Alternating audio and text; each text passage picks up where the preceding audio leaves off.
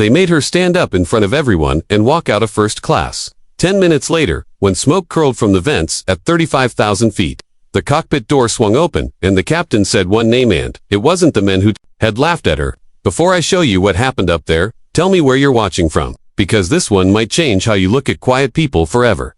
The haze over Dubai hung low. Staff Sergeant Maya Rahman moved through the gate with a plain duffel and a steady walk. Her seat said 32A until a scanner beeped twice. Complimentary upgrade to D, the agent said. First class, smelled like leather and orange peel. Maya tucked her bag, opened a paperback, kept her eyes down.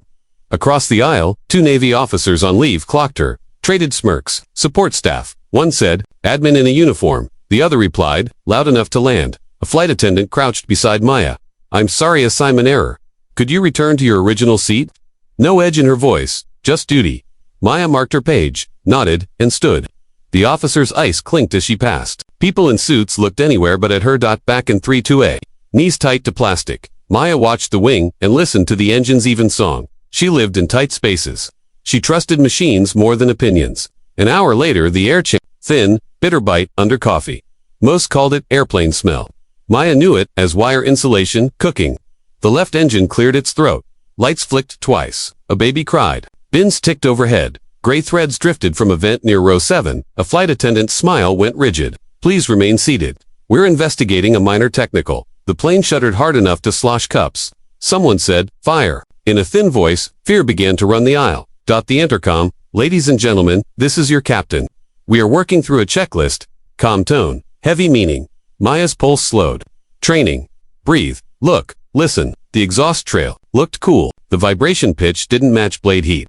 The data might be lying. The cockpit door opened. A pilot with iron hair stepped out, eyes scanning like a searchlight. The 2 officers rose with demands. He gave them a single flat look. Silence followed. His gaze moved past them to row 32. Staff Sergeant Rahman. Maya was already on her feet. Yes, sir. Aviation maintenance. Fixed and rotary. 12 years. Good. I need hands, not theory. Come. The aisle parted. The officers studied their shoes. Maya walked past like they were part of the carpet. The cockpit was hot and loud. Reds and ambers pulsed. Autopilot was dark. Hydraulics bled. The left engine showed spikes that didn't match its sound. The first officer's hands were busy and tight. Maya clipped into the jump seat and looked for the quiet facts. Which warnings chased which? Which gauges argued? Which noises lied? Left temp sensor shows hot, but your exhaust is cool, she said. If you throttle back to match bad data, you'll lose the engine. The captain adjusted by a hair. The engine smoothed one note. Not safe. Better. What else? Crossfeed. Valves half stuck, she said, watching the jitter. You're bleeding hydraulic pressure sideways. Manual override. Reroute. Auxiliary. Don't chase the bounce. Copy levers moved. The shake went from wild to human. The airplane felt less like a fight and more like a hard conversation. We divert. The captain said, Lajes Field, Azores long runway. Rescue ready. Lightning. Stitched the clouds. Rain painted the windscreen white. The plane dropped, caught, dropped. In the cabin, someone prayed. In the cockpit, Maya kept talking. 2 degrees right to ease the uneven push. Let the wing flex. Feed auxiliary now. Hands light. They rode the storm like a river, reading the current instead of punching it. The captain's voice to the cabin. Stay seated and buckled. We have control. Sometimes a voice is a rope. Minutes felt like hours. Systems argued. Checklists ran out. Maya found a fuel imbalance the computers had filed as advisory and treated it like trouble. She cross-checked a dead sensor with a living one and told the captain which to trust.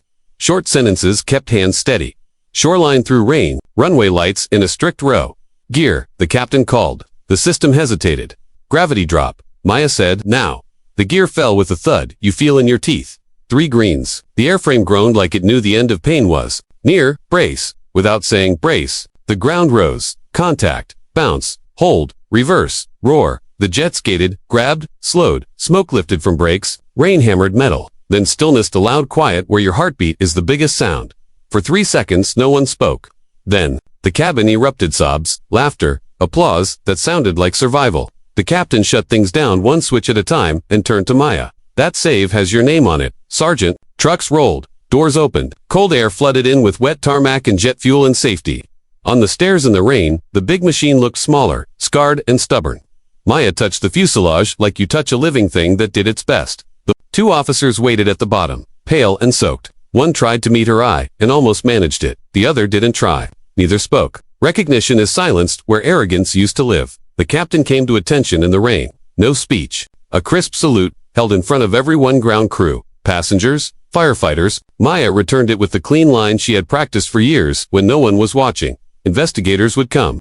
Reports would diagram the failure tree, and the second the sensor lied. But none of that would capture the moment that mattered. When experience beat ego, when a quiet mechanic refused to panic. When a machine chose to live because someone listened the right way.